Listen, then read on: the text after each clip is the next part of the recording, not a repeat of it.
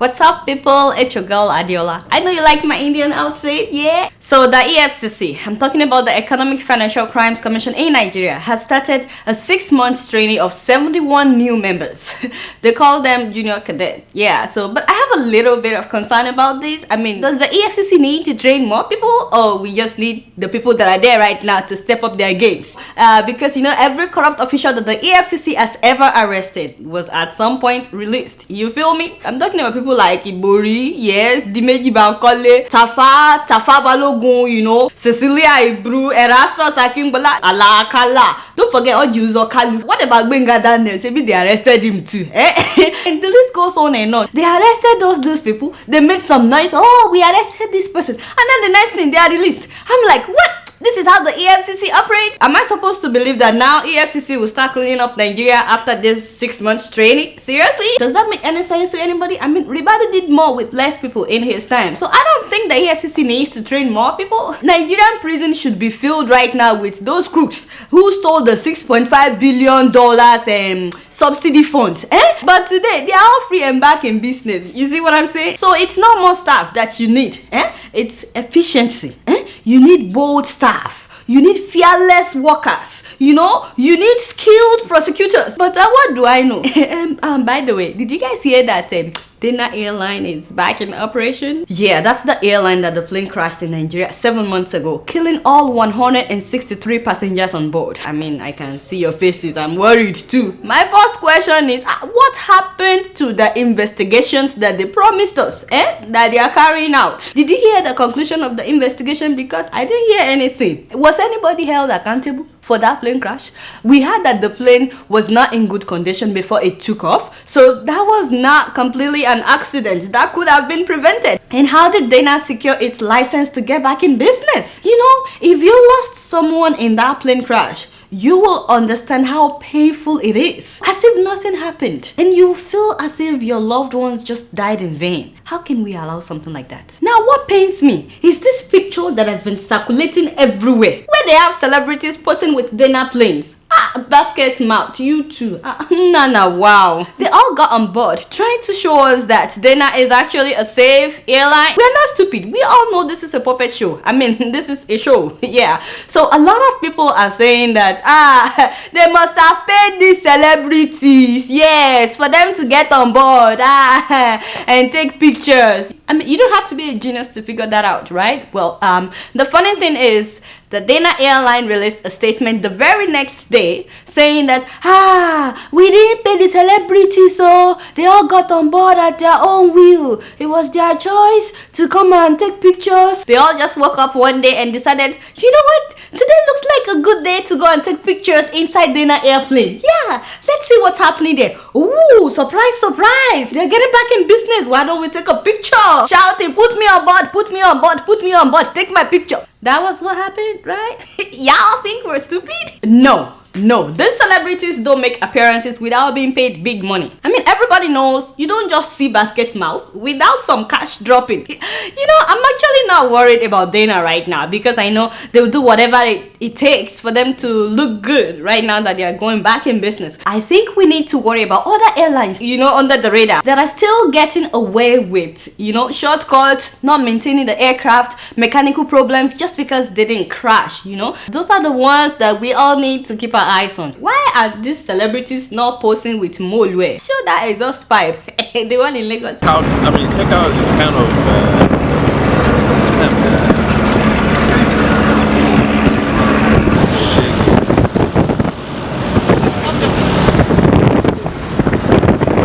they're not posting with things like this, If we allow foreign-owned airlines to do whatever they like in our country, which tells them that we don't really value the lives of our citizens, why then should we expect them to value the lives of Nigerians?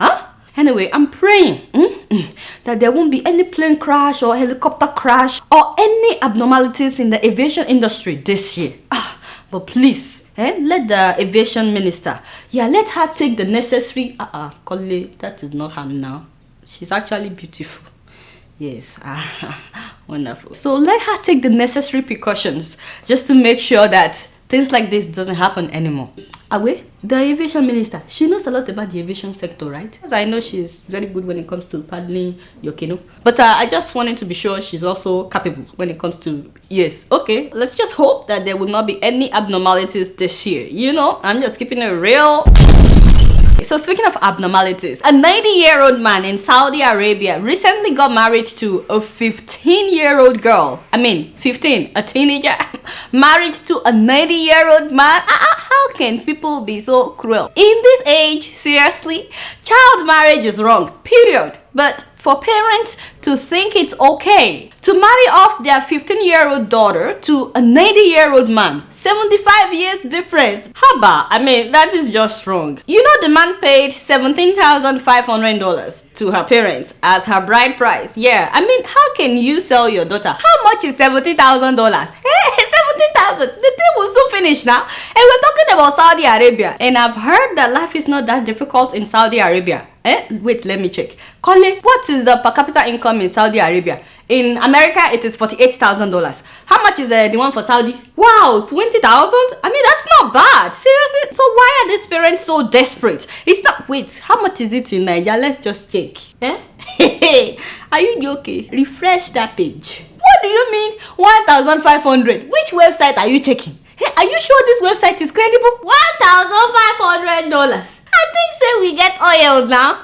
You don't tell when man picking the suffer. No wonder people are not rushing to Nigeria seeking for green pastures. It is well. But what was I saying? Yeah, I'm saying that these parents, they didn't need to be so desperate to get rid of their daughter for $17,000. Colin, can you recheck the Niger? Anyway, you know, I so much appreciate that girl because even though her parents wouldn't stand up for her, she stood up for herself. Yeah, and the night of the wedding, she locked herself up in the room and she refused to allow the grandpa to enter. I mean, the groom to enter the room. Yeah, really, the guy could be her great-grandfather if for all I care. And then 2 days after the wedding, she fled back to her parents' house. I'm like, go girl. Now, a lot of people in Saudi Arabia are upset about this wedding and they say that this is child trafficking. I said, amen to that. That's exactly what it is. The funny part of the story is the grandpa has taken the girl's parents to court, demanding that they return his bride price, his $17,000, or send her back. I'm like, I don't know why some men have that mentality that they can always have their way when it comes to women. Did you hear about that 54-year-old man in India? That Indian politician? Yes, the one that recently raped a married woman. Married woman. I'm talking about this man, Brahma. He's actually a member of the Congress party and the president of a district Congress committee in India. Imagine if you must do it. And I'm sure that this man could afford to visit prostitutes, which I don't advocate. But why go after a married woman in her house? So at 2 a.m. for that matter, 2 a.m. If not for the woman that screamed in the middle of the night, this man would have escaped. That was how the husband and the neighbors rushed to the room, only to find the man on top of this woman. Can you imagine finding another man on top of your wife? I cannot imagine. That would not be good at all. And you can trust Indian women. When they are angry, they will beat you up. It doesn't matter who you are, even if you are the husband. They will beat you with their shoes. They will slap you. Whatever they need to use, they will beat you up. High on agenda, the Congress today faced a major embarrassment after a party leader named Bikram Singh Brahma from Chirang district of Assam was arrested by the police for allegedly attempting to rape a woman. The funny thing is that this man's son, he's accusing the woman that was raped and her husband of criminal conspiracy. I said, how is that conspiracy? Just because it was your daddy that they caught in the act, now it is conspiracy. Shameless people, like father, like son. I'm sure this is not his first time. He must have started when he was much younger. Yes, before, you know, that big belly got so big. If you want to attract women, not like this now. Now this happened just a few weeks after that 23-year-old Indian lady was raped by 6 men. I'm sure you've all heard about that Indian lady that was raped around Christmas time in a bus. They kept driving around, taking turns raping her in the bus, and then they inserted an iron rod inside her, severely damaging her internal organs before dumping her on the road. You see how cruel some men can be? She struggled, but she didn't make it. She died on December 29th. It's sad that rape is reported in India every 20 minutes, and you can be sure that not all cases will be reported.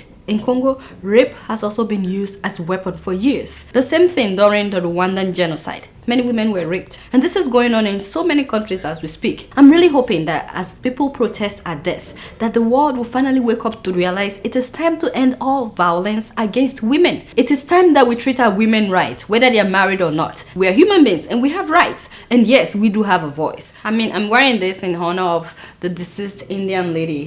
Her pet's name was Bitia, which means daughter. May her soul rest in peace. I'm just keeping it real. I'm sure you've all heard that the Minister for Agriculture in Nigeria is planning on buying cell phones for 10 million farmers. Cell phones for 10 million farmers. People say that if you would buy like 5,000 Naira phone per farmer, that we're looking at about 60 billion Naira. 60 billion Naira on cell phones for farmers. You see how ridiculous we can be sometimes in Nigeria? First of all, there's virtually no Nigerian adults right now without a cell phone. Even if it's Nokia 3310. I'm sure they have. Yeah, pure water. I'm sure they have it. Whether they are farmers or not. I'm very sure that they have. So we already know that this man is not planning on spending the 60 billion Naira on cell phones. Secondly, if you are trying to help farmers, because he's claiming that they are trying to empower farmers. I mean, listen to what he said. He said, our goal is to empower every farmer. With cell phones, that is how you empower people. He said, no farmer will be left behind. We will reach them in their local languages and use mobile phones to trigger an information revolution, which will drive an agricultural revolution. Oh Lord. You know, I don't know if we need agricultural revolution right now. I think right now we need a political revolution. The agricultural revolution can come easily when the politics is taken care of. We're talking about a man that got a PhD in agricultural economics from Purdue University in Indiana here in the US. And he has also worked with the UN, the Rockefeller Center. He was the top scientist when he was working here in New York. And this man has traveled to various countries. He has worked in Zimbabwe, Southern African countries. Yes, what happened now? Shebi, you've lived in America. How many farmers are still using their hoes and cutlasses in America? Can't you help those old men, those farmers, to drop all their cutlasses and hoes that they've been using for donkey years? If you want to work on Nigerian agriculture, let them invest on mechanized farming, not cell phones, my brother. Now cell phone we go chop. After collecting their cell phones, they will still go back to using their cutlasses and hoes. It looks to me like someone is trying to become a billionaire. Yeah, with taxpayers' money. And lastly, I didn't know that we have up to 10 million farmers in Nigeria. How come we're still importing food? We still import our rice, even our Indomie. Although, I don't know why a lot of people don't trust anything that says made in Nigeria. Even Nigerians, they don't trust made in Nigeria. They would rather buy made in China, made in America. And I'm telling people, it's only a matter of time. Very soon, the world will be looking for made in Nigeria products. But how can you blame the Minister for Agriculture when the Vice President himself says he wants to complete his house with 16 billion Naira? 16 billion, this house, and let me tell you, it was built with cement. Yes, concrete, not gold or silver or diamond. 16 billion, take a good look. And wait, how much is our national budget? I'm trying to figure out the percentage that is going to the completion of this house. You know, with that 16 billion Naira, we could equip at least one hospital to make it world standard, and people won't have to travel overseas for medical treatment. A lot of people are dying for lack of good medical care in Nigeria. One person is spending 16 billion Naira on his house, and it's not that he doesn't have a house already, but that is Naija for you, my people. I'm just keeping it real. So, you know that Oyinbo people, Australians, all of them, you know, sometimes it's not that they are crazy, yes. It's just that they do things that makes you shake your head. And you say, hi. Especially if you are from Africa. You know, you see some things and you say, this is really happening for real. You know, it was when I got to America that I found out that you can have snakes inside the house as pet. I came inside the house. I saw snake. I said, hey, this one a snake. Oh, they said, relax. It is pet. I said, your father. Now you go relax. What do you mean pet? But maybe it's because of where I come from. Because, you know, where I come from in Nigeria, virtually all the snakes are poisonous. And trust me, I know people who have died because of snake bites. Yes. Imagine one woman in Australia, and she woke up around 3 a.m. in the morning to find a 6-foot python wrapped around her daughter's arm. Imagine, while the 22-year-old mom was struggling with the python, the snake bit her daughter 3 times. Thank God the snake was not poisonous. But the funny thing is, when they captured the snake, the woman said that they shouldn't kill the snake, you know, that they should release it to the forest. I said, Kai, what? You know, maybe I'm too African and I'm not advocating animal cruelty before you start sending me emails, please. But imagine what the snake expert said. They said that the snake was not trying to hurt the girl, even though it beat her 3 times. Yeah, that it was just trying to have a group hug. I said, group hug? I thought everybody knows that if a python wants to kill somebody, that he will wrap himself around the person and suffocate them and break their bones and then swallow the body. Yeah, because it can't really chew. It just swallows the person. You've not seen this is a picture of a python that has swallowed a human being. Yes, you are telling me the snake was looking for a group hug. I said, Kai, Onyibo people will always be Onyibo. But my people, if you ever need a hug, yes, if you are dying for a hug, look for a fellow human being. Not a snake. Just giving a real...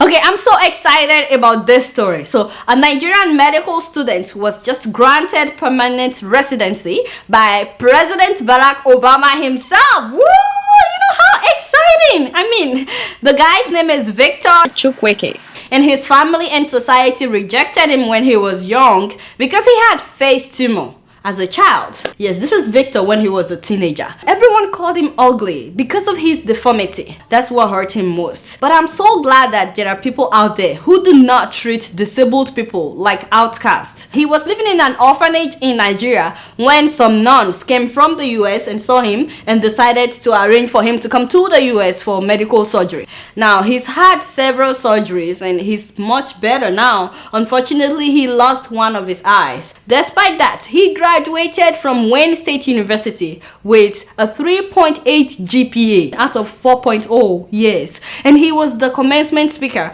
during his graduation. How inspiring is that? But not just that, he's been accepted to Ohio Medical School, where he's required to have American green card in order to attend. And that is why the president himself signed a bill that grants Victor a permanent residency in America. So let it be an inspiration for us Africans especially to treat disabled people with respect and dignity. And with a little bit of luck, you never know what that person will become if given the chance. I'm just keeping it real.